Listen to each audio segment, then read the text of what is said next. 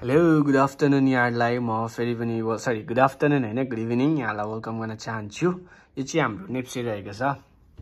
So आज हेर्नुहुन्छ भने चाहिँ मार्केट एकदमै लाइक हुन्छ नि भोल्युममा पनि लाइक त्यति धेरै पनि हैन त्यति थोरै पनि हैन है। सो विगतको एक हप्ताको लागि हेर्दाखेरि चाहिँ अलिकति बढी नै देख्न सकिन्छ हामीले भोल्युमलाई पनि हैन। र यहाँ हेर्नुहुन्छ भने चाहिँ मैले एउटा ट्रेन्ड लाइन कोरेको छु। यो एरियादेखि यहाँसम्म एउटा लाइन छोएर कोरेको छु र माथि भनेको चाहिँ मैले यहाँनिर एउटा लाइन बनाएको छु जहाँनिर मार्केटले पहिला सपोर्ट लिएको थियो। सो अहिलेको लागि यसले रेजिस्टेन्सको काम गर्न सक्छ। र आज तपाईले हेर्नुहुन्छ भने चाहिँ यहाँनिर एउटा ह्याङ्गिङ म्यान भनेको छ। सो यो ह्याङ्गिङ म्यान के हो भन्दाखेरि चाहिँ यसले चाहिँ मार्केटलाई तलतिर झार्न खाले काम गर्छ जब यो स्पेशली मार्केटको टपमा बन्छ। सो तपाईले यहाँ यदि हेर्नुहुन्छ भने चाहिँ यो जुन विगतमा सपोर्ट लिएकै ठाउँमा आसपासमा ह्याङ्गिङ म्यान बनेको छ। सो पहिला पनि यही एरियादेखि मार्केट के भएको थियो तल घटेको थियो है। र त्यसपछि अहिले पनि यही एरियामा ह्याङ्गिङ म्यान बनेको छ। सेलिङ प्रेसर चाहिँ एकदमै देखाएको हजुरले यहाँनिर देख्न सक्नुहुन्छ। र त्यसपछि बायरहरूले बाई गरेको छ र यहाँनिर एउटा ह्याङ्गिङ म्यान बनेको छ। सो यो बनिसकेपछि चाहिँ मार्केट झर्ने चाहिँ चान्सेस एकदमै धेरै हुन्छ। म तपाईलाई एउटा आर्टिकलमा लिएर देखाउने छु है। सो तपाईले यहाँनिर हेर्नुहुन्छ भने ह्याङ्गिङ म्यान भनेर सर्च गरेर तपाईले गुगलमा हेर्नुहुन्छ भने यहाँ एआई ओभरभ्यू भन्ने देख्न सक्नुहुन्छ। यहाँनिर के लेखेको छ भन्दाखेरि चाहिँ ह्याङ्गिङ म्यान चाहिँ यहाँ हजुरले यहाँ बताएको छ हेर्न सक्नुहुन्छ। Primarily refers to a significant bearish reversal pattern भनेको छ है। यो चाहिँ लाइक बेरिसलाई फर्काउने हैन लाइक जुन ट्रेन्ड चलेको थियो है जस्तै बुलिस गएको छ भने अब त्यसलाई चाहिँ अब बेरिसतिर फर्काउने हैन रिभर्सल खालको प्याटर्न हो। And in financial technical analysis, it can also refer to an act of hanging हैन लाइक क्यापिटललाई पनिशमेन्ट गरे जस्तो हैन। लाइक तपाईले यो कुराहरु तपाईले के गर्न सक्नुहुन्छ यहाँनिर देख्न सक्नुहुन्छ। सो त्यही क्यान्डलस्टिक आज बनेको छ र कस्तो देख्छ भन्दाखेरि चाहिँ यहाँ हेर्न सक्नुहुन्छ यो माटो यो टपमा भन्छ यस्तो खालको एउटा हतौडा जस्तो भन्छ। र जब यो बन्छ त्यसपछि मार्केट झरेको हजुरले हेर्न सक्नुहुन्छ। फर एक्जाम्पलको लागि तपाईले यहाँनिर यदि हेर्नुहुन्छ भने चाहिँ यस्तो खाले एउटा ह्याङ्गिङ म्यान बनेको छ त्यसपछि मार्केट के गरेको छ झरेको छ।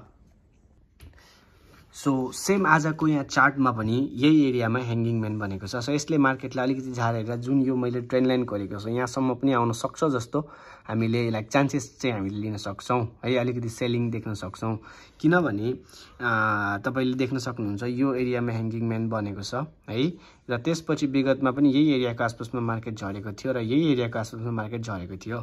सो यहाँनिर चाहिँ सपोर्टहरू पनि धेरैचोटि लिएको हजुरले यहाँ हेर्न सक्नुहुन्छ।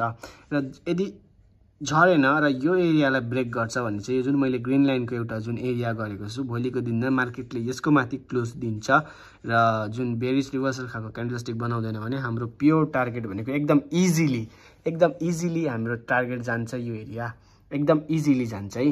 तर यदि भोलिको दिनमा मार्केटले है लाइक यसलाई ब्रेक नगरेर यहाँदेखि झर्यो भने चाहिँ हामीले हेर्न सक्छौँ कि मार्केटले जबसम्म यो लाइनलाई ब्रेक गर्दैन है यो लाइनलाई ब्रेक गर्दैन तबसम्म हामी लाइक पर्फेक्ट हामीले नतिजा चाहिँ अलिकति पाउनु सक्दैनौँ। किन भन्दाखेरि चाहिँ मार्केटले यहाँदेखि चाहिँ यसलाई यसको लोलाई ब्रेक नगरेर यहाँदेखि माथि नै एउटा अप मुभ देखाएको छ है। हजुरले हेर्न सक्नुहुन्छ भने लोवर लो थियो हैन। र त्यसपछि यो पनि अझै आउने चान्सेस चाहिँ थियो तर यहाँदेखि चाहिँ फर्केर गइरहेको छ। सो यो हिसाबले चाहिँ जबसम्म मार्केटले यहाँ ब्रेकआउट दिँदैन यहाँ ब्रेकआउट दिँदैन तबसम्म चाहिँ हामीले चाहिँ वाच एन्ड सी जस्तो है डिसिजन चाहिँ कता जाने हो भन्ने डिसिजन चाहिँ हामीले त्यो लिन सक्छौँ है। सो हजुरले हेर्न सक्नुहुन्छ यहाँ एउटा मैले ट्रेन्ड लाइन गरेको छु र यदि यसको माथि क्लोज दियो भने चाहिँ एकदमै लाइक यो टार्गेट त इजिली हामीले पाउन सक्छ र अलि हाई टार्गेट हेर्छौँ भने चाहिँ हामीले यो लाइनलाई चाहिँ हामीले लिन सक्छौँ है। सो यो भिडियोमा नबुझ्नु भएको केही छ भने तल कमेन्ट बक्समा कमेन्ट गर्नु होला र केही कुराहरू सोध्नु छ भने पनि सोध्न सक्नुहुन्छ। भिडियो कस्तो लाग्यो तल कमेन्ट बक्समा कमेन्ट गरेर बताउन नभुल्नु होला। सो आजको एनालाइज कस्तो छ त्यो पनि बताउनु होला। सो आजको भिडियोलाई म यतिमै राख्छु र नेक्स्ट भिडियोमा भेट्छौँ। तर मैले चाहिँ हजुरलाई लाग्ला किन रेगुलर भिडियो अपलोड गर्दैन हैन किनभने मसँग त्यति टाइम रहँदैन। म अहिले ड्युटीदेखि आउने बित्तिकै भिडियो बनाइरहेको छु।